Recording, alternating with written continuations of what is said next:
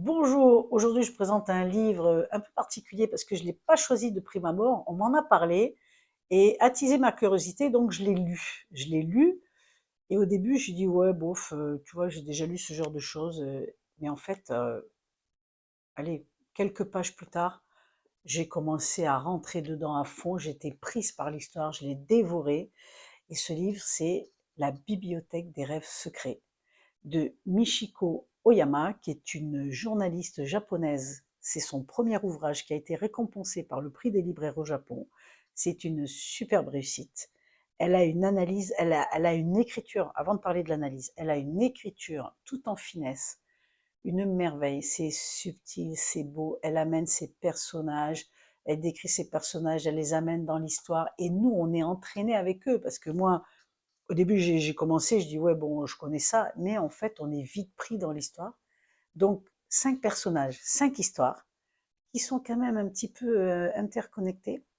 Et c'est un livre plein d'espoir parce que ce sont des gens qui ont une vie un peu plate, qui ont laissé de côté leurs rêves et qui fonctionnent un peu de façon mécanique.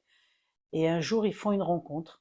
Donc, une première rencontre, parce qu'ils osent parler de leurs rêves et en osant s'ouvrir un petit peu sur quelque chose qui leur tient à cœur, on les dirige vers la bibliothèque.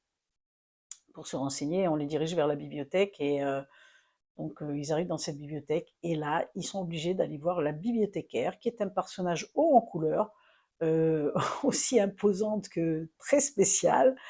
Elle prend quelques secondes pour les écouter et puis sans forcément, mais je ne vais pas vous dévoiler tout le livre. Voilà, elle prend quelques secondes pour les écouter. Elle leur file une liste de livres à lire impressionnante et un titre qui est absolument hors sujet.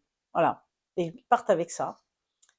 Et là, ben, il va se passer des choses, évidemment. Il va se passer des choses, donc je ne vais pas vous les dévoiler, parce que l'idée, c'est d'aller le découvrir par vous-même dans ces quelques pages, n'est-ce pas, du roman. Et, et moi, j'ai aimé cette finesse, comment c'était apporté, comment les sentiments étaient, les sentiments des gens et les ressentis étaient exposés. C'est vraiment très, très chouette. Et en plus de ça, moi qui adore les livres, c'est un superbe hommage aux livres. Parce que c'est grâce à des livres que les gens arrivent à s'ouvrir à autre chose, à découvrir d'autres choses, à comprendre leur fonctionnement, sans vous dévoiler l'histoire, mais c'est vraiment un hommage aux livres, et donc moi je peux que adorer évidemment. Comme les mots sont importants, comme les livres sont remplis de richesse.